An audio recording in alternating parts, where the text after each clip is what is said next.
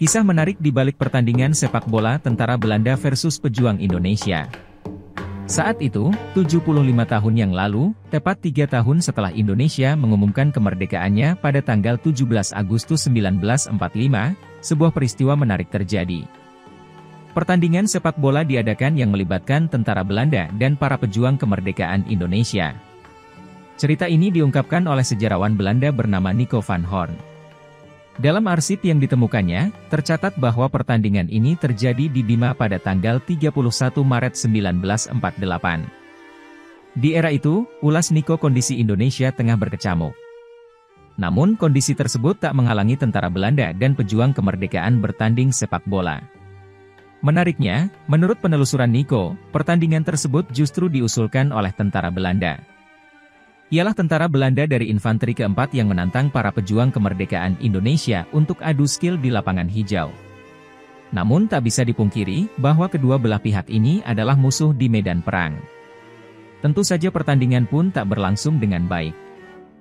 Kondisinya benar-benar di luar kendali. Kerusuhan pecah. Setelah itu pertandingan dibatalkan sebelum waktunya, ulas laporan Belanda, sportgeschiedenisch.nl.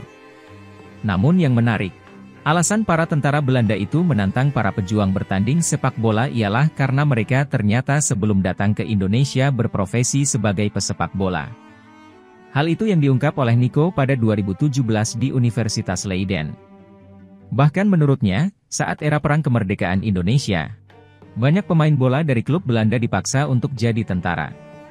Dari klub Feyenoord misalnya, tercatat data ada 34 pemain dari klub tersebut yang dikerahkan menjadi tentara. Beruntungnya, semua pemain itu pulang ke Belanda dengan selamat, kata Nico van Hoorn.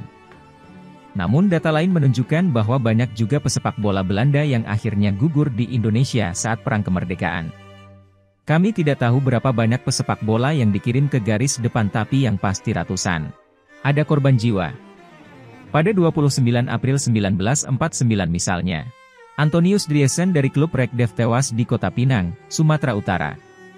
Data lain juga menyebutkan bahwa Marten van Boven, pemain dari klub Rheden meninggal dunia di Klaten pada usia 22 tahun. Lalu pada 1 Agustus 1949, Marten van Boven pemain dari klub SVEP tewas di Nganjuk.